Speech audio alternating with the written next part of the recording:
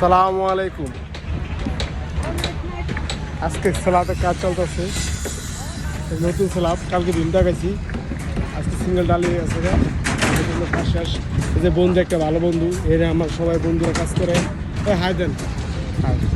ঠিক আছে, এই যে আমরা এই কাজ করি, এই কাজ প্রায় সিঙ্গেল ডালি আছে 4-5 দিন আমার বাদে বান্ধব কথা বলছেন।